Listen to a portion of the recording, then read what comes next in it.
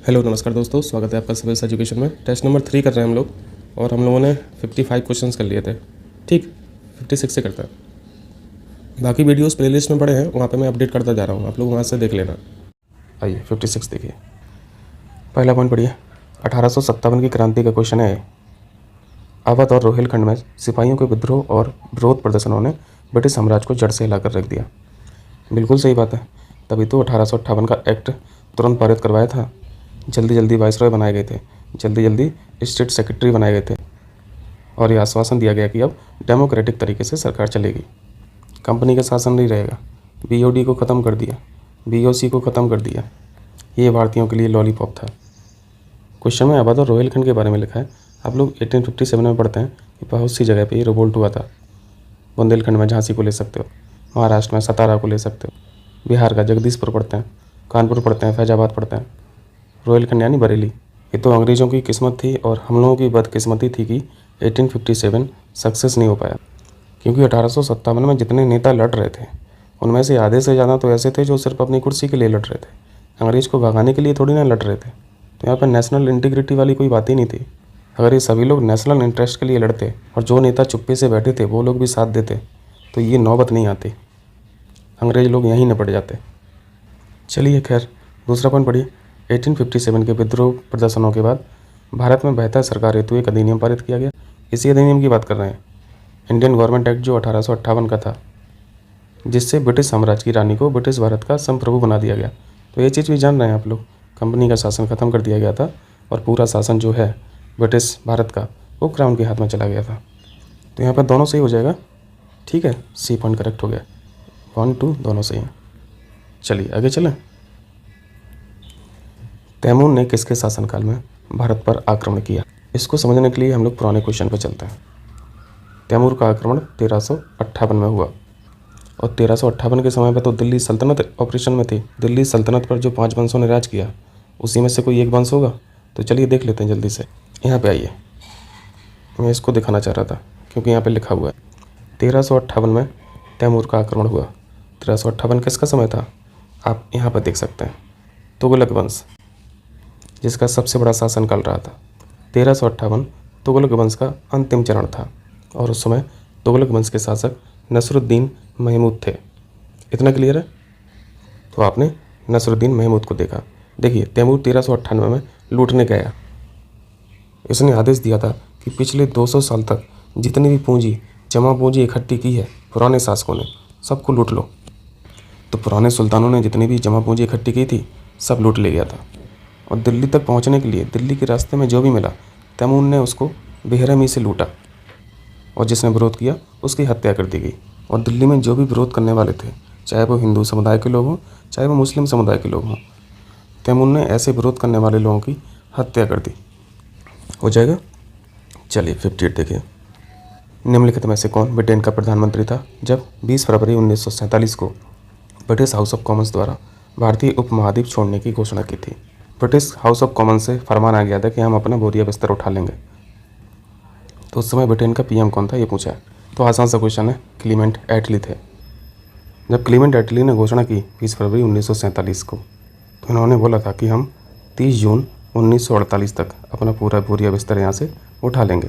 तो ये कभी कभी डेट पूछता है तो ध्यान रखना। और इस समय पे तो भारतीय संविधान बन रहा था, बहसें चल रही थी, सेशंस चल रहे थे संविधान सभा के। चलिए 59 देखिए।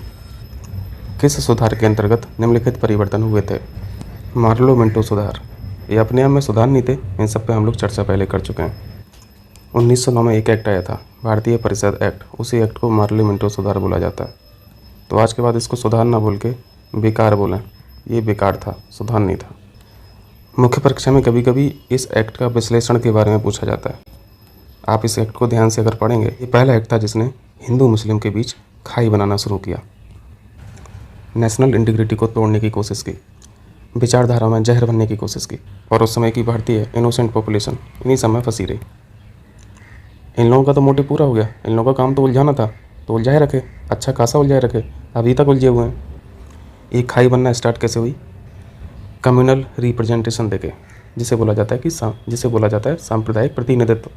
यह एक ऐसी व्यवस्था थी जिसमें अगर कोई मुस्लिम कैंडिडेट इलेक्शन में खड़ा होता है तो इस कैंडिडेट को जो वोट देने वाले लोग होंगे वो सिर्फ और सिर्फ मुस्लिम ही होंगे और किसी समुदाय का व्यक्ति इनको वोट नहीं दे सकता था। तो पहले पॉइंट में यही लिखा है, इस अधिनियम ने देश के शासन में एक प्रतिनिधिक और लोकप्रिय तत्व शामिल करने का पहला प्रयास किया। दूसरा पॉइंट पढ़िए, गवर्नर जनरल की कार्यकारी परिषद। गवर्नर जनरल तो नहीं हुआ करते थे, 1909 का समय है ना, 1909 में क्या था, वाइसराय होता था, गवर्नर जनरल नहीं होता था। वाइसराय की कार्यकारी परिषद में पहली बार एक भारतीय सदस्य को चुना गया और उन व्यक्ति का नाम क्या था, सत्येंद्र नाथ सिन्हा। हो जाएगा। चलिए, तो यहाँ पे ए ऑप्शन करेक्ट हो जाएगा क्योंकि उसी के बारे में सब लिखा हुआ है। ए ऑप्शन करेक्ट हो गया। चलिए 60वां देखिए। 60वां क्वेश्चन इंपॉर्टेंट क्वेश्चन है। हाल ही में निम्नलिखित में से जिसने संयुक्त राष्ट्र मानवाधिकार परिषद United nation human right commission UNHRC द्वारा एक सार्वभौमिक मानवाधिकार के रूप में मान्यता देने के लिए सर्वसम्मति मतदान किया गया। 1948 में संयुक्त राष्ट्र महासभा यानी United nation general assembly UNGA, इस असेंबली में मानव अधिकारों पर एक सार्वभौमिक घोषणा हुई थी, universal declaration on human right. एक और ऐड कर लिया तो ये बहुत इंपॉर्टेंट है, ये अभी ऐड हुआ है, कितने सालों बाद ऐड हुआ है। सी ऑप्शन यहाँ पे करेक्ट हो जाएगा, राइट टू क्लीन एनवायरनमेंट। हम लोग पूरी दुनिया को सिखा देंगे पर्यावरण का महत्व क्या है, हम सिखा देंगे, आप सिखा देंगे, हमारी संस्कृति सिखा देगी और सदगुरु भी सिखा देंगे। इनका तो एक वर्ल्ड लेवल पे प्रोग्राम चल रहा है ना, सेफ सॉइल, गाड़ी से घूम घूम के प्रोग्राम कर रहे हैं। चलिए 61 देखिए। 61 में हाल ही में नासा ने किसके अध्ययन के लिए मिशन लूसी लॉन्च किया। ध्यान रखना, लूसी मिशन जो है वो नासा का है। तो यहाँ पे हम लोग को दो फैक्ट याद रखना है। एक तो ये कि लूसी प्रोग्राम जो है वो है किसका, लूसी मिशन किसका है, नासा का है या फिर जाक्सा का है या फिर इसरो का है या फिर ग्लूनास का है। तो एक तरह का क्वेश्चन तो ये है। दूसरी तरीके का, इस मिशन का ऑब्जेक्टिव क्या है। जुपिटर ट्रोजन एस्टेरॉयड की खोज करने के लिए लूसी मिशन को लॉन्च किया गया। भी ऑप्शन करेक्ट है, हो जाएगा। सिकंदर ने हाइडी स्पीच का युद्ध निम्नलिखित में से किस राजा के साथ लड़ा था। झेलम के युद्ध के बारे में पूछ रहे हैं, झेलम का युद्ध भी बोलते हैं इसे। ये सिकंदर और पोरस के बीच में हुआ था, ठीक है, जस्ट फैक्ट है। चलिए 63 देखिए। यहाँ सोई हुई महिला वह थी जो विद्रोहियों के बीच में अकेली पुरुष थी। ये किसके बारे में बोला गया था, रानी लक्ष्मीबाई के लिए बोला गया था। अच्छा, यहाँ लिखा तो है, निम्नलिखित में से किसने झांसी की रानी को श्रद्धांजलि देते हुए ये शब्द कहे थे। तो ये शब्द तो वही कह पाएगा जो रानी लक्ष्मीबाई से लड़ा होगा, तो यही लड़े थे, ह्यूज रोज। चलिए 64 देखिए। कथन कारण, कथन पढ़िए। साम्राज्य के धार्मिक मामलों को नियंत्रित करना दिल्ली सल्तनत की एक महत्वपूर्ण विशेषता थी। आपने एक विभाग पढ़ा होगा, दीवाने रिसालत। यह अलाउद्दीन खिलजी के द्वारा बनाया गया एक विभाग था, धार्मिक विभाग था, धार्मिक मामलों को देखता था। तो कथन सही है, कारण में लिखा है दीवाने रिसालत दिल्ली सल्तनत में एक विभाग था जो राज्य के धार्मिक मैटर्स को देखता था। ये भी सही है, तो यहाँ पे ये ऑप्शन करेक्ट हो जाएगा, टफ नहीं है, ठीक है। चलिए 65 देखिए। इकोलॉजिकल थ्रेट रिपोर्ट 2021 के संदर्भ में बताइए। ये इंस्टीट्यूशन बहुत इंपॉर्टेंट है, IEP, institute of economics and peace. ध्यान रखना, हेडक्वार्टर ऑस्ट्रेलिया में है, सिडनी, ऑस्ट्रेलिया के सिडनी में। कई बार पूछा है। IEP के द्वारा इकोलॉजिकल थ्रेट रिपोर्ट जारी की जाती है। ग्लोबल पीस इंडेक्स पढ़ते हैं ना, ग्लोबल पीस इंडेक्स इसी संस्था के द्वारा जारी की जाती है, वैश्विक शांति सूचकांक। पीस का अपोजिट शब्द कौन सा है, टेररिज्म। तो आप ध्यान रखें, ग्लोबल टेररिज्म रिपोर्ट या इंडेक्स कौन सी संस्था जारी करती है, यही संस्था करती है। तो पहला पॉइंट तो सही है। दूसरा है दक्षिण एशिया उन क्षेत्रों में से एक है जो पारिस्थितिक खतरों के लिए सबसे अधिक संवेदनशील है। इंपॉर्टेंट फैक्ट है, ध्यान रखना। इस रिपोर्ट ने बताया कि साउथ एशिया सबसे ज़्यादा वल्नरेबल है। सेकंड पॉइंट करेक्ट है। ये फैक्ट क्यों इंपॉर्टेंट है, क्योंकि साउथ एशिया में हम लोग आते हैं, इंडिया आता है। अभी मैपिंग वाली बात हो जाती है, आप लोग जानते होंगे, इंडिया, बांग्लादेश, पाकिस्तान, श्रीलंका, नेपाल, मालदीव, ये सब जो कंट्रीज़ हैं वो साउथ एशियन कंट्रीज़ हैं। सारी कंट्रीज़ को अगर आप देख लेंगे साउथ एशियन, तो आपको थोड़ा सा लिंक मिल जाएगा कि पारिस्थितिकी खतरा यहाँ पर सबसे ज़्यादा क्यों है। सिंगापुर है यहाँ पे, फिलीपींस है, लाओस है, ब्रुनेई है, इंडोनेशिया है। ये कंट्री देख रहे हैं, ये सारी की सारी कोस्टल कंट्रीज़ हैं। तो इन कंट्रियों का आधे से ज़्यादा इकोसिस्टम तो वहाँ पे जो तबाही होती है समुद्र के द्वारा, सुनामी वगैरह, भूकंप द्वारा, वो कर देता है। इसलिए वल्नरेबल है, ज़्यादा सेंसिटिव है। तो यहाँ पे दोनों करेक्ट हो जाएगा, ठीक है, सही पूछा था। आगे चलें। चलिए 66 देखिए। ब्रिटिश भारत के दौरान सामाजिक सुधार आंदोलन के संबंध में बताना है। सोशल रिफॉर्म मूवमेंट, राजा राम मोहन रॉय, ईश्वर चंद्र विद्यासागर, दयानंद सरस्वती, ज्योतिबा फुले, BR अम्बेडकर साहब, मदर टेरेसा, ये सब याद आ रहे होंगे नाम, केशव चंद्र सेन वगैरह। पहला पॉइंट है सामाजिक सुधारों की आकांक्षा के परिणाम स्वरूप महिलाओं की स्थिति में सुधार हुआ, ठीक है। इस पॉइंट को आप कैसे प्रूव करेंगे, आप सती प्रथा कानून से प्रूव कर दीजिए कि हिंदू समाज में एक कुरीति थी एक समय पे, लेकिन आज नहीं है, इसको ख़त्म कर दिया गया कानून के द्वारा। 1828 याद आ रहा, राजा राम मोहन राय साहब याद आ रहा है और साथ में विलियम बेंटिक भी याद आ रहे होंगे। ईश्वर चंद्र विद्यासागर साहब का जो काम था विडो रीमैरिज को लेके, विधवा पुनर्विवाह को लेके। तो यहाँ पे 2 एग्जाम्पल से आप इस पॉइंट को प्रूव कर सकते हैं कि जहाँ पे महिलाओं की स्थिति में सुधार हुआ। दूसरा पॉइंट है सामाजिक सुधारों ने जातिगत भेदभाव और इसके कठोर वंशानुगत आधार पर आघात किया और इसके खिलाफ दार्शनिक रक्षा उपाय प्रस्तुत किया। आप लोगों ने मॉडर्न हिस्ट्री में पढ़ा होगा सोशल रिफॉर्म, उसमें आपने कई बातें ऑब्जर्व की होंगी कि जातिगत मुद्दे जो हैं, धार्मिक मुद्दे जो हैं, वो बड़े सेंसिटिव होते हैं और इनको हैंडल करने के लिए बहुत सावधानीपूर्वक आगे बढ़ा जाता है। और यही काम किया था राय साहब ने। ये जानते थे कि ये सब मैटर्स बहुत डेलिकेट हैं, अगर किसी कुरीति पर डायरेक्ट अटैक करेंगे तो उसका रिएक्शन बहुत नेगेटिव होगा, इसलिए हर बात तार्किक आधार पर बताते थे ताकि लोगों को सही लगे और वो विश्वास करें। तार्किकता के साथ अगर कोई बात की जाती है तो उस बात में बल होता है, दम होता है। ये जो तार्किकता वाला यहाँ पे लिखा है ना पॉइंट, ये जो यहाँ पे फिलोसॉफिकल डिफेंस लिखा है ना, फिलोसॉफिकल डिफेंस यानी यही सब चीज़ें तार्किकता के आधार पर किया गया। तो यहाँ पे दोनों सही हो जाएगा, समझ में आया? तो लेकिन यहाँ पर नहीं पूछा था तो नहीं के लिए डी ऑप्शन हो जाएगा। अगर गलती से नहीं पढ़ पाए तो सी ऑप्शन मार के आ जाओगे। तो थोड़ा सा ध्यान रखा करें यहाँ पे भी, ठीक है। चलिए 67 देखिए, हरिहर बुक्का ने विजयनगर साम्राज्य की स्थापना की। ये सब तो आसान क्वेश्चन है, सही है। हरिहर बुक्का मोहम्मद बिन तुगलक के समकालीन थे, ये भी करेक्ट है। मोहम्मद बिन तुगलक MBT, अमीर को ही याद आ रहा, कृषि के लिए जो विभाग इन्होंने खुलवाया था। हरिहर बुक्का और मोहम्मद बिन तुगलक की यहाँ पे समकालीनता को क्यों दिखाया गया? क्योंकि मोहम्मद बिन तुगलक ने हरिहर और बुक्का को कैद कर लिया था, क्योंकि हरिहर और बुक्का तुर्की शासन के अगेंस्ट में विरोध करते थे। मोहम्मद बिन तुगलक ने इन दोनों भाइयों को कैद करके बाद में इनका धर्मांतरण भी कर दिया था। तो पहला भी सही है, दूसरा भी सही है, सी ऑप्शन हो जाएगा, सही पूछा था। आगे चलिए 68 देखिए, विभिन्न विचारधाराओं के संदर्भ में निम्नलिखित कथनों पर विचार करें। रूढ़िवादी लोग भारतीय समाज और संस्कृति के प्रखर आलोचक थे। ये आपको पढ़ने पे लग रहा होगा कि ये गलत लिखा है। कंजर्वेटिव जो लोग होते हैं, परंपरावादी जो लोग होते हैं, रूढ़िवादी लोग जो होते हैं, वो समाज और संस्कृति के आलोचक नहीं होते हैं, प्रमोटर होते हैं। तो पहला पॉइंट गलत लिखा है। दूसरा पॉइंट पढ़िए, कट्टरपंथियों ने भारतीय परिस्थिति के लिए उन्नत मानवतावादी और तर्कसंगत सोच को लागू किया। इस क्वेश्चन को ब्रिटेन के शासन के परिप्रेक्ष्य में पढ़ना। भारत के जो कंजर्वेटिव लोग थे वो मानते थे कि हमारी संस्कृति यूरोपीय संस्कृति से अलग है, यूरोपीय कल्चर से अलग है, हम इस कल्चर में मिंगल नहीं हो सकते हैं, मिक्स नहीं हो सकते हैं। तो अभी ऐसा है वो अपने समाज और संस्कृति को प्रमोट करेंगे। इस पॉइंट को पढ़ने में आपको क्या समझ में आ रहा है? रेडिकल्स जो होते हैं उनमें बहुत कम गुंजाइश होती है कि वो रेशनल बात करें। तो यहाँ पे गलत लिखा है, ह्यूमनिस्टिक और रेशनल थॉट कट्टरपंथियों ने नहीं सोचे। तो यहाँ पे ये गलत लिखा है, ठीक है। सही बताना था, तो सही तो कोई भी नहीं है, तो डी ऑप्शन करेक्ट हो जाएगा। आगे चलें, आइए 69 देखिए, भारत में ब्रिटिश शासन के आर्थिक प्रभाव के संदर्भ में हम लोग को बताना है। सोने की चिड़िया मिट्टी की चिड़िया बन गई। 1700 ईस्वी के आसपास इंडियन GDP जो हुआ करती थी वो पूरी दुनिया की 23% हुआ करती थी। ये बहुत बड़ा डेटा है। 1700 से और पीछे जाएंगे, बहुत पीछे जाएंगे तो ये और भी ज़्यादा बढ़ जाएगी। बहुत पीछे जाना पड़ेगा। लेकिन इंडिपेंडेंस के टाइम 1947 यहाँ पे GDP कितना बची? घटकर 3% रह गई। 23 से 3% माटी के मोल में तब्दील कर दिया गया। दूसरा पॉइंट है, परंपरागत आजीविका का नुकसान औद्योगिकीकरण की प्रक्रिया में समेकित नहीं था, जैसा कि उस समय के अन्य औद्योगिकीकृत देशों में हुआ था। तो बाकी देश दुनिया में तो इंडस्ट्रियलाइजेशन हो रहा था, लेकिन यहाँ पे तो नहीं हो रहा था। भारत को तो लूटा जा रहा था। देश दुनिया में इंडस्ट्रीज़ की स्थापना हो रही थी, लेकिन भारत में इंडस्ट्रीज़ तबाह हो रही थी। दूसरा पॉइंट करेक्ट है। तीसरा पॉइंट है, इसने शक्तिशाली जमींदारों और साहूकारों की एक प्रणाली स्थापित की। ये आधुनिक भारत के लुटेरे थे जिन्होंने गरीब किसान को खा लिया, और ये देन किसकी थी? इनकी देन थी, ठीक है। तो सी ऑप्शन भी करेक्ट है। यहाँ पे तीनों सही हो जाएगा, सही पूछा था, डी ऑप्शन करेक्ट हो जाएगा।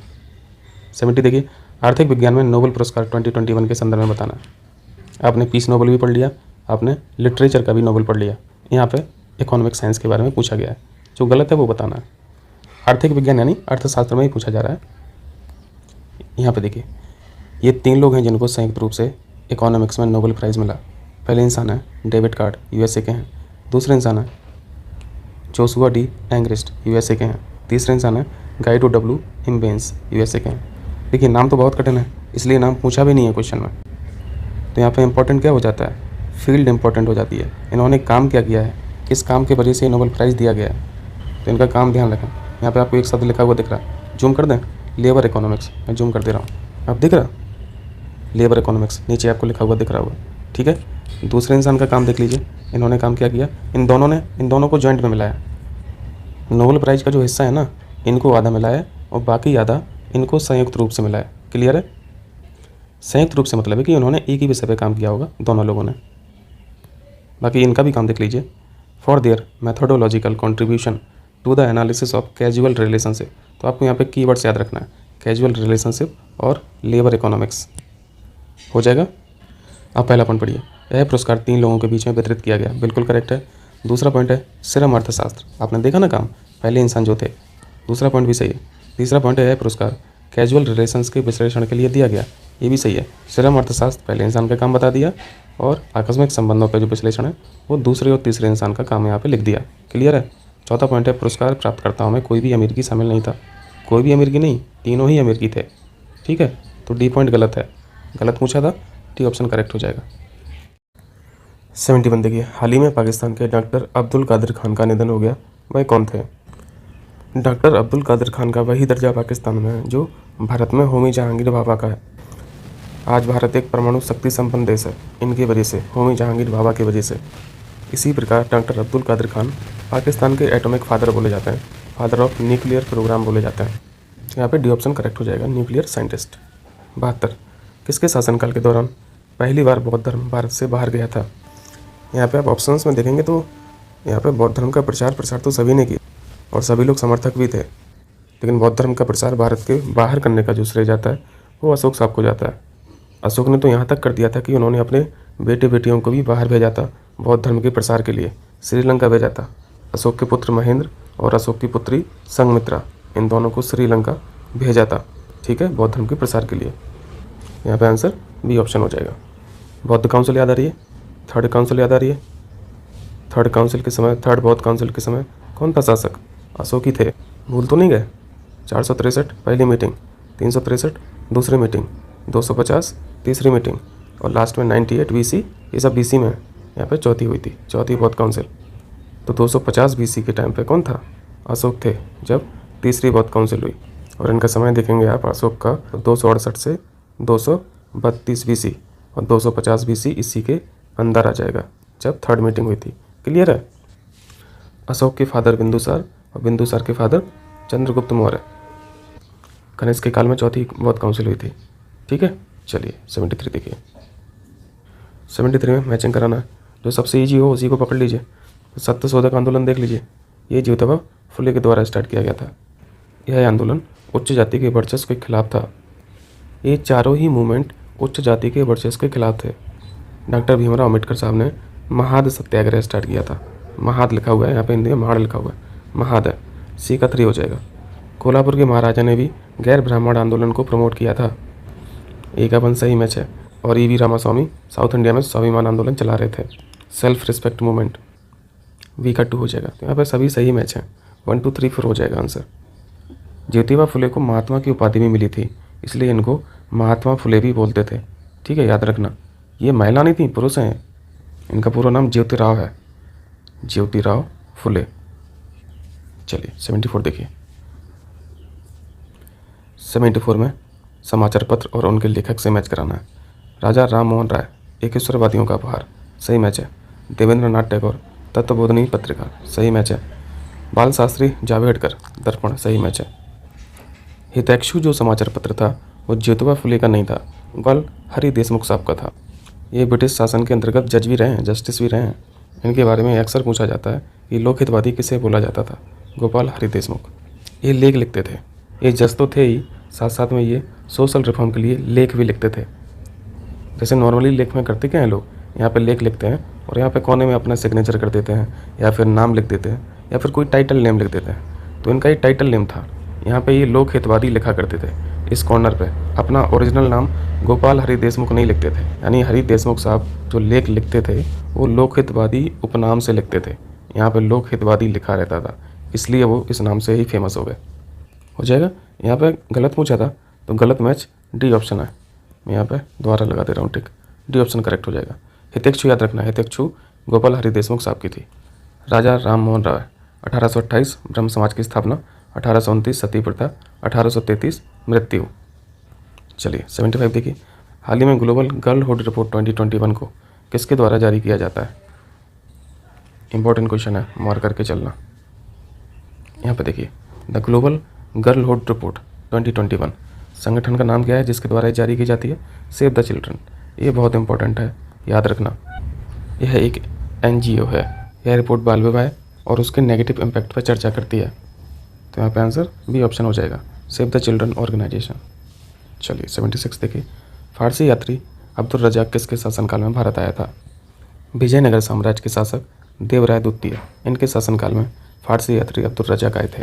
इन्होंने कहा था कि विजयनगर दुनिया का सबसे सुंदर शहर है। ठीक है, चलिए नेक्स्ट देखिए, निम्नलिखित में से किस सातवाहन राजा ने पश्चिमी मालवा और बरार पर विजय प्राप्त की? सिमुक के बारे में तो जान ही रहे होंगे, इनको संस्थापक बोला जाता है सातवाहन साम्राज्य का। सिमुक के बाद दूसरे राजा कृष्ण थे और कृष्ण के बाद श्री सतकर्णी आए। ये तीसरे नंबर के राजा हुआ करते थे। मालवा और बरार पर विजय जिसने की थी वो सतकर्णी था। बी ऑप्शन यहाँ पे करेक्ट हो जाएगा। ठीक है, हो जाएगा। चलिए 78 देखिए, बंगाल गजट के संबंध में निम्नलिखित कथनों पर विचार करें। बंगाल गजट के बारे में हम लोग जानते हैं, यह एक समाचार पत्र था। इंडियाज़ फर्स्ट न्यूज़पेपर था, भारत का पहला समाचार पत्र। और इसको जारी किसने किया था? जेम्स हिक्की, ये भी हम लोग जानते हैं।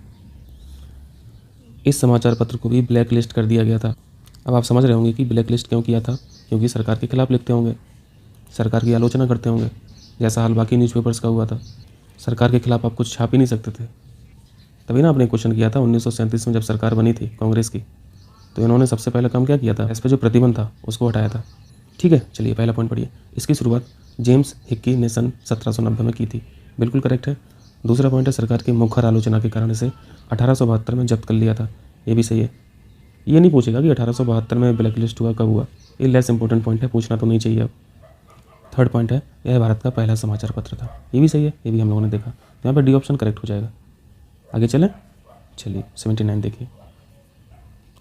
अब लोग वीडियो ना रोटेशन पे देखा कीजिए, क्योंकि बहुत छोटा फॉन्ट है, एक साथ दोनों दिख रहा है ना, इंग्लिश वर्जन हिंदी वर्जन। देखिए 79, कंपनी के शासन के दौरान भारत में शिक्षा हेतु विशिष्ट व्यक्तियों द्वारा कुछ कदम उठाए गए थे। इस संदर्भ में हम लोग को बताना है। समाज सुधार वाला चैप्टर तो पढ़े होंगे ना, उस चैप्टर में हम लोग बहुत सारे सोशल रिफॉर्मर के बारे में पढ़ते हैं, जिन्होंने शिक्षा के लिए काम किए, बाल विवाह के लिए काम किए, विधवा पुनर्विवाह के लिए काम किए, समाज में जो कुरीतियाँ थीं उनको ख़त्म करने के लिए काम किए। ये सब चीज़ें हम लोग पढ़ते रहते हैं। उनमें से कुछ अच्छे काम अंग्रेजों द्वारा भी किए गए। अब ये काम उन्होंने अपने बेनिफिट के लिए किया या फिर हमारे बेनिफिट के लिए, ये अलग विषय का चर्चा है, लेकिन रिफॉर्म तो हुए ना। जैसे वारेन हेस्टिंग्स के बारे में हम लोग पढ़ते हैं कि इन्होंने कलकत्ता मदरसा की स्थापना करवाई थी, ताकि मुस्लिम समुदाय के लोग मुस्लिम कानून के बारे में समझ सकें, उसकी स्टडी कर सकें। पहला पॉइंट सही है। ऐसे ही मुस्लिम कानून की तरह हिंदू कानून को समझने के लिए, उसकी स्टडी करने के लिए संस्कृत कॉलेज की स्थापना की गई। इसकी स्थापना किसने की थी, ये भी हम लोग पढ़ते रहते हैं। बनारस के रहने वाले थे जोनाथन डंकन, इन्होंने संस्कृत कॉलेज की स्थापना की थी। ईयर पूछा जाता है, याद रख सको तो अच्छी बात है, अगर नहीं याद है तो कोई बात नहीं, लेकिन ये काम किसने करवाया था वो तो याद रखना है। तो यहाँ पर सेकंड पॉइंट भी करेक्ट है। ऐसे ही एक काम हम लोगों को वेलेस्ली का पढ़ना है।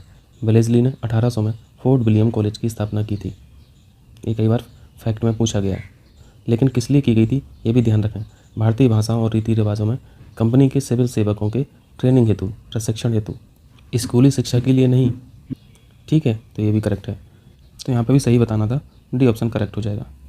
हो जाएगा। चलिए 80 देखिए, PM गति शक्ति योजना, सुपर इम्पोर्टेंट क्वेश्चन। गति से आप थोड़ा बहुत लिंक कर सकते हैं कि यह एक कनेक्टिविटी स्कीम है। यह स्कीम कनेक्टिविटी का मास्टर प्लान है। इस मास्टर प्लान के तहत 11 इंडस्ट्रियल कॉरिडोर और 2 डिफेंस कॉरिडोर की कनेक्ट की जाएगी। इनके अलावा आप गैस पाइपलाइंस का भी देखेंगे कि गैस पाइपलाइंस की भी कनेक्टिविटी इसी योजना के माध्यम से की जा रही है। यानी यह एक ब्रॉडर लेवल का कनेक्टिविटी प्लान है, ताकि कम से कम ट्रांसपोर्टेशन कॉस्ट हो सके। भाड़े का खर्चा बहुत ज़्यादा आता है, लेकिन अगर कनेक्टिविटी सुपर रहेगी, रोड्स सुपर रहेंगे, तो यही ट्रांसपोर्टेशन कॉस्ट आधी ही हो जाती है। प्रगति की गति, भारत की शक्ति, connecting pillars of new India. यहाँ पे पढ़िए, to cover infrastructure initiative like Bharatmala, Sagarmala, Udan, ports, economic zones, railways. यानी आप देख रहे हैं ना, एक ब्रॉडर लेवल पर कनेक्टिविटी होने जा रही है। भारतमाला तो समझ रहे होंगे, हाईवेज को डेवलप करने की जो योजना है। सागरमाला पोर्ट्स को डेवलप करने की, बंदरगाह को डेवलप करने की योजना है। इन सभी को आपस में कनेक्ट कर दिया जाएगा। सेकंड फेज में क्या करेंगे, सेकंड फेज में हॉस्पिटल्स को कनेक्ट करने के लिए, यूनिवर्सिटीज़ को कनेक्ट करने के लिए एक इंफ्रास्ट्रक्चर बनाया जाएगा। एक पॉइंट और याद कर लीजिए, 4G कनेक्टिविटी, गांव-गांव में 4G कनेक्टिविटी का एक्सटेंशन भी इसी योजना के द्वारा किया जाएगा, पीएम गति से। पाइपलाइंस को भी जोड़ा जाएगा। ठीक है, अब आपको पिक्चर क्लियर हो गई होगी। पहला पॉइंट पढ़िए, यह देश में रसद लागत यानी लॉजिस्टिक ट्रांसपोर्टेशन समझ लिए को कम करने के लिए मुख्य केंद्र के साथ एक मल्टी मॉडल कनेक्टिविटी योजना है। सीखा हम लोगों ने, सही है। दूसरा है सभी गाँव में 4G कनेक्टिविटी का विस्तार करना, इस योजना का एक हिस्सा है। ये भी करेक्ट है, और भी वो पॉइंट बना के दे सकता था, तो आप ध्यान रखना, यहाँ पे सी पॉइंट करेक्ट हो जाएगा। चलिए 81 देखिए, कुनमिंग घोषणा जो हाल ही में चर्चा में थी, किससे संबंधित है? कुनमिंग घोषणा वेरी इंपॉर्टेंट, मार्क कर लीजिए। अभी हाल ही में यूनाइटेड नेशंस का CBD पर कॉन्फ्रेंस हुआ। CBD यानी कन्वेंशन ऑन बायोडाइवर्सिटी। इनकी भी जो मीटिंग होती हैं वो COP के फॉर्म में होती हैं, जो आप लोग पढ़ते रहते हैं, कॉन्फ्रेंस ऑफ पार्टीज़। यहाँ से आप एक चीज़ सीख गए कि ये डिक्लेरेशन जैव विविधता पर थी। कुनमिंग एक जगह का नाम है जो चाइना की जगह है, यानी COP 15 जो है वो चाइना में हुई। इसके सारे फैक्ट इंपॉर्टेंट हैं, कुछ ना कुछ वो पूछेगा। कुनमिंग घोषणा से पहले आपने एक घोषणा का नाम और पढ़ा होगा, उस घोषणा का नाम है आईची घोषणा। आईची एक जगह है जापान की, तो आईची घोषणा और कुनमिंग घोषणा आप याद रखें, ये संबंधित हैं। ये दोनों ही घोषणा संबंधित हैं बायोडाइवर्सिटी से। इस घोषणा में जो सबसे महत्वपूर्ण बात हुई है वो हम लोगों को सीखना है। 30/30 ये पक्का पूछेगा, याद रखना। सिर्फ इतना ही पूछ लेगा 30/30 है क्या। दूसरा क्वेश्चन पूछ लेगा 30/30 किस घोषणा से संबंधित है।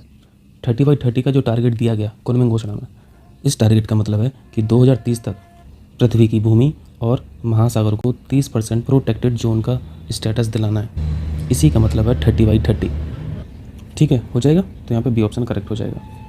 चलिए 82 गांधार कला के संदर्भ में हम लोग को बताना है। ग्रीस का पुराना नाम क्या है? यूनान है ना। आप बौद्ध धर्म में महायान पढ़ते हैं, हीनयान पढ़ते हैं, इन दोनों सेक्ट्स की फिलॉसफी भी आप जानते हैं। महायान जो सेक्ट था वो क्या मानते थे? महात्मा बुद्ध को ये मूर्ति के रूप में एक्सेप्ट कर लेते थे। ठीक है, हीनयान महात्मा बुद्ध साहब को मूर्ति के रूप में एक्सेप्ट नहीं करते थे। गांधार कला में महात्मा बुद्ध की बहुत सारी मूर्तियाँ बनाई गई। उन मूर्तियों में कुछ फीचर्स इंडियन फीचर्स थे और कुछ फीचर्स ग्रीक फीचर्स थे। पहला पॉइंट पढ़िए, इसकी उत्पत्ति इंडो यूनानी शासकों के शासनकाल के दौरान हुई थी। बिल्कुल करेक्ट है। इस शैली का संरक्षक कौन माना जाता है? कुषाण माने जाते हैं। ठीक है, ये भी क्वेश्चन पूछा गया है, ध्यान रखना। पॉइंट है, गांधार कला का मुख्य विषय महायानवाद था। आपने देखा महायानवाद जो सेक्ट था वो महात्मा बुद्ध को मूर्ति के रूप में एक्सेप्ट करता था, और यहाँ पर हो क्या रहा था? मूर्ति तो बन रही थी गांधार कला में, तो ये भी करेक्ट है। यहाँ पर सी पॉइंट करेक्ट हो जाएगा। चलिए 83 देखिए, आत्मीय सभा की स्थापना राजा राम मोहन रॉय साहब ने की थी 1814 में। आप देख रहे हैं ये ब्रह्म समाज से बहुत पुरानी संस्था थी। ब्रह्म समाज की स्थापना तो 1828 में हुई थी। 1829 में इन्होंने सती प्रथा खत्म करवाई और 1833 में इनकी मृत्यु हो गई। तत्वबोधनी सभा देवेंद्र नाथ टैगोर की स्थापना कब हुई थी? 1842। परमहंस मंडली की स्थापना महाराष्ट्र में की गई थी दादोबा पांडुरंग के द्वारा 1849 में। आर्य समाज बहुत लेटर स्टेज का था। दयानंद सरस्वती साहब 1875 में इसकी स्थापना की गई थी। ठीक है, तो यहाँ पे हम लोगों ने देख ही लिया, तो ये मिला लेना, पॉज कर लेना वीडियो को, देख लेना।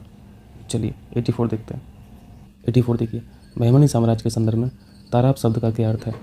ताराब शब्द का मतलब होता था प्रोविंस। ठीक है, प्रांत। ये ऑप्शन करेक्ट हो जाएगा। 85 वैश्विक जलवायु जोखिम सूचकांक 2021, global climate risk index 2021 important है, याद रखना। इसकी संस्था भी पूछा जाता है किसके द्वारा जारी किया जाता है। जर्मन वॉच आप लोग याद रखा करें। 2021 के इंडेक्स में भारत का स्थान 7वां है। ठीक है, चलिए 86 देखिए, विजयनगर साम्राज्य स्थापना किसने की थी? हम लोग सभी जानते हैं, हरिहर और बुक्का, ये जो दोनों भाई थे। नाडू के बारे में तो एक क्वेश्चन कर लिए, पूछा था, तो यहाँ पे कौन सा सुमेलित है ये बताना है। ग्रामा तो गांव से इजीली यहाँ पे मैच हो जाएगा। मंडलम को प्रांत बोला जाता था, बिल्कुल सही है। नाडू को जिला बोला जाता था और स्थल को उपजिला। इन चारों को 4 क्वेश्चन की तरह ट्रीट करना। ठीक है, वो सिर्फ इतना ही पूछ लेता है कि विजयनगर साम्राज्य में स्थल का मतलब क्या होता है, मंडलम का मतलब क्या होता है। जैसे पिछले क्वेश्चन में नाडू के बारे में पूछा था, नाडू क्या होता था। 4 ऑप्शन ऐसे बना के दे देता है। ठीक है, तो यहाँ पे सभी मैच हैं, डी ऑप्शन करेक्ट हो जाएगा। 87 देखिए, निम्नलिखित में से किस कुषाण शासक के अधीन मथुरा एक महत्वपूर्ण नगर बना? चौथी बौद्ध काउंसिल, कुंडलवन, जम्मू कश्मीर, 98 BC। ठीक है, ये इतने फैक्ट हम लोग इनके बारे में जानते हैं। अब कुषाण शासक तो बहुत लोग थे। कनिष्क के बारे में हम लोग सीख लिए। एक बात और सीख लीजिए, इनके पुत्र का नाम था होविस्क, जो आपको डी ऑप्शन में लिखा हुआ दिख रहा है। होविस्क के अधीन ही मथुरा एक महत्वपूर्ण नगर बना था। डी ऑप्शन यहाँ पे करेक्ट हो जाएगा। ठीक है, चलिए 1888 देखिए। वुड्स डिस्पैच या वुड का घोषणा पत्र एजुकेशन सिस्टम में क्रांति लाना चाहते थे। कौन लाना चाहता था? वुड्स साहब लाना चाहते थे। ध्यान रखना, कभी कभी सिंपल ही क्वेश्चन पूछ लेता कि वुड्स डिस्पैच संबंधित किससे था, तो एजुकेशन सिस्टम से संबंधित था, शिक्षा के प्रसार के लिए था विद इन इंडिया। बेसिकली अंग्रेजी शिक्षा को प्रमोट करने के लिए था, तो इसको अंग्रेजी शिक्षा का मैग्ना कार्टा भी बोला जाता है, ये भी ध्यान रखना। इस घोषणा पत्र में रिकमेंडेशन थी कि जो बच्चों को आप एजुकेशन दे रहे हो वो उनकी रीजनल भाषा में दिला दीजिए, स्थानीय भाषा में दिला दीजिए, लेकिन जो हायर एजुकेशन है वो आप अंग्रेजी में दिलाइए। पहला पॉइंट देखिए, इसे भारत में अंग्रेजी शिक्षा का मैग्ना कार्टा बोलता है, बिल्कुल करेक्ट है। दूसरा पॉइंट, इसने भारतीय सरकार से जनता की शिक्षा की जिम्मेदारी की बात कही, बिल्कुल करेक्ट है।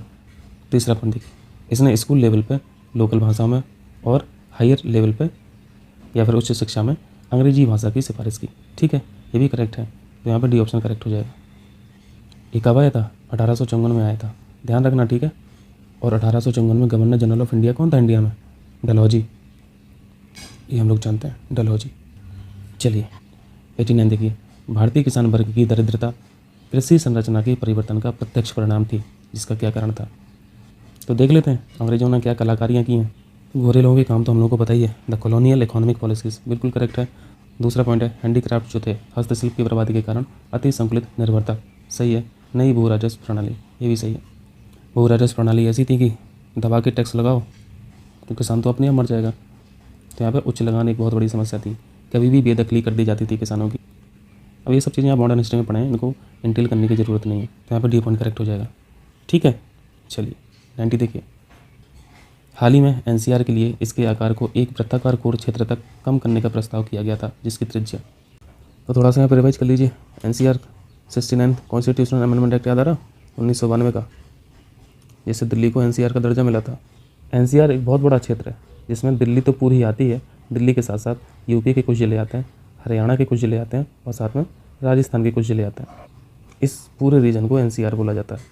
इस एनसीआर क्षेत्र को अभी कम करने की बात की गई है, ठीक है, और पॉसिबिलिटी है कि एनसीआर क्षेत्र अब 100 किलोमीटर के दायरे में आ जाएगा, तो यहाँ पे सी ऑप्शन करेक्ट हो जाएगा। ठीक है, चलिए 91 देखिए। हाल ही में निम्नलिखित में से कौन भारत की 11वीं महारत्न कंपनी बन गई? तो एक फैक्ट तो हम लोग यहीं से सीख लिए कि टोटल महारत्न कंपनी जो है पहले 10 थी, अब एक और बढ़ गई है, टोटल 11 हो गई हैं। तो इस नंबर को भी याद रखें। गेल पहले से थी महारत्न, बीपीसीएल पहले से थी और पावर ग्रिड भी पहले से थी। अभी जो रिसेंट में ऐड की गई है वो पावर फाइनेंस कॉर्पोरेशन है, पीएफसी, बहुत इंपॉर्टेंट याद रखना, पीएफसी। चलिए 92 देखिए। संगम चोल के राजा खारीकाल ने निम्नलिखित में से कौन सा युद्ध लड़ा? संगम काल में एक साम्राज्य चोल साम्राज्य भी था, आप लोग परिचित हैं। इस साम्राज्य की नेवी पावर बहुत मजबूत थी, ऐसा हम लोग पढ़ते रहते हैं। कारीकाल ने बेनी के युद्ध में चेर, पांड और सरदारों से बना एक शक्तिशाली संघ हुआ करता था, इस संघ को हराया था। ठीक है, तो यहाँ पे ऑप्शन ए करेक्ट हो जाएगा। चलिए 93 देखिए। इनको सेपरेटली पढ़ना चाह रहा हूँ क्योंकि ये 4 क्वेश्चन पढ़ रहे हैं आप। Land holders society, PCS 2018 pre में पूछा था। देवेंद्रनाथ टैगोर, इसको जमींदारी एसोसिएशन भी बोला जाता था, रविन्द्रनाथ टैगोर ने इसकी स्थापना की थी, करेक्ट मैच है। ईस्ट इंडिया एसोसिएशन, दादा भाई नेहरू जी, करेक्ट मैच है। बॉम्बे प्रेसिडेंसी एसोसिएशन, बदरुद्दीन तैयब जी, हम लोग पढ़ते रहते हैं। वीडियो को पॉज कर लेना, रिकॉल कर लेना, ठीक है, क्योंकि ये फैक्ट हमेशा पूछता है, मैचिंग में हमेशा पूछता है। बदरुद्दीन तैयब जी के साथ फिरोज साहब मेहता भी थे और आपको केटी तेलंग साहब का भी नाम याद रखना है, तेलंग साहब, केटी तेलंग। इन 3 लोगों ने बॉम्बे प्रेसिडेंसी एसोसिएशन की स्थापना की थी। डी पॉइंट पढ़िए। मद्रास महाजन सभा, शिशिर कुमार, एक गलत मैच है। मद्रास महाजन सभा की स्थापना बी सुब्रमण्यम ने की थी, शिशिर कुमार ने नहीं। यहाँ पे गलत पूछा था तो करेक्ट आंसर डी हो जाएगा, ठीक है। चलिए 94 देखिए। निम्नलिखित में से किस शहर को पूर्व का सिराज कहा जाता है? जस्ट फैक्ट है, कई बार पढ़ते रहते हैं हम लोग, जौनपुर आंसर है। नेक्स्ट कीजिए। वैश्विक भुखमरी सूचकांक, जीएचआई, ग्लोबल हंगर इंडेक्स, इनको अपडेट करते रहना, ठीक है। जैसे यहाँ पे 2021 के बारे में पूछा है, 2022 का देखना पड़ेगा। मैंने अभी देखा नहीं इंटरनेट पे, आप लोग देख लेना।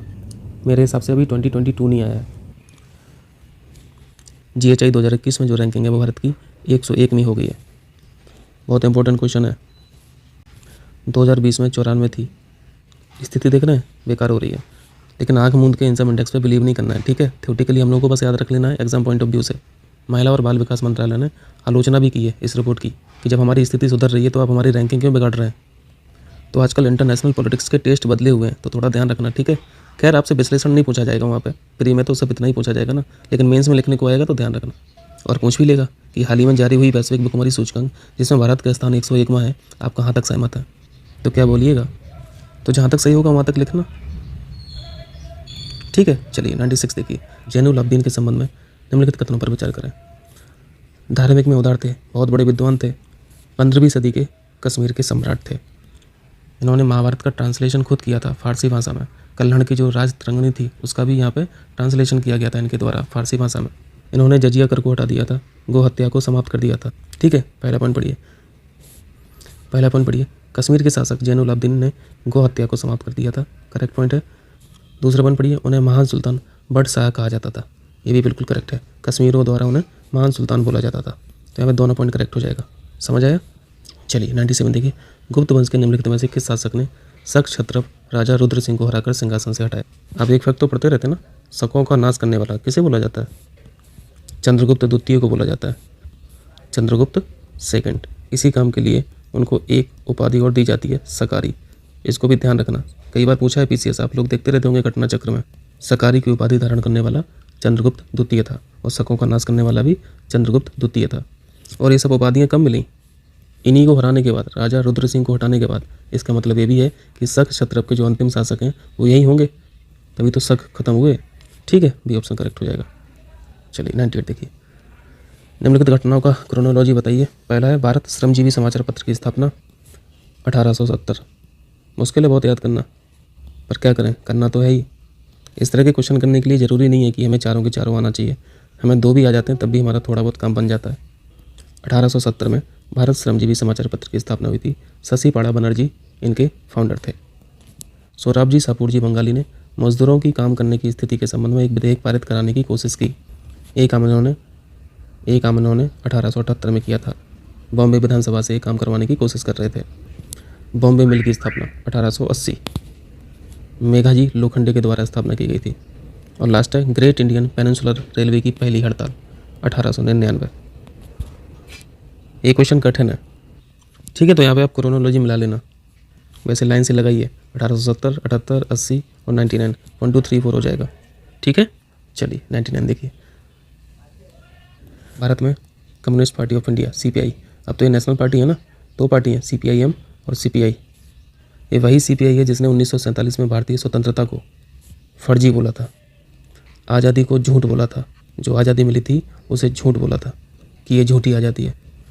JL नेहरू को कठपुतली बोला था, साम्राज्यवाद की कठपुतली, अंग्रेजों की कठपुतली, ठीक है। पहला पॉइंट पढ़िए, इंडिपेंडेंस के टाइम भाकपा ने भारतीय स्वतंत्रता को फर्जी घोषित किया, सही है, पहला पॉइंट करेक्ट है। सेकंड पॉइंट है, अपने दूसरे कार्यकाल में भाकपा ने राष्ट्रीय सरकार को नागरिकों का एक बड़ा शत्रु घोषित किया। राष्ट्रीय सरकार को यानी एक कांग्रेस की बात कर रहे हैं, कांग्रेस के बारे में बोला जा रहा है। सेकंड पॉइंट भी सही है, C पॉइंट यहाँ पे सही हो जाएगा, ठीक है। चलिए 100 देखिए, हाल ही में गृह मंत्रालय ने सीमा सुरक्षा बल BSF बॉर्डर सिक्योरिटी फोर्स के अधिकार क्षेत्र को अंतर्राष्ट्रीय सीमा से कितनी दूरी तक जब्ती, तलाशी, गिरफ्तारी के लिए बढ़ाया है? ये तो बहुत बेहतरीन काम होगा, इंपॉर्टेंट क्वेश्चन है, मार्क करके चलना, ठीक है। 50 किलोमीटर तक अंदर अब BSF जब्ती, तलाशी, गिरफ्तारी का काम कर सकती है, ठीक है। तो इतना ही रहने देते हैं, मिलते हैं अगले वीडियो में। आप लोगों का बहुत बहुत शुक्रिया।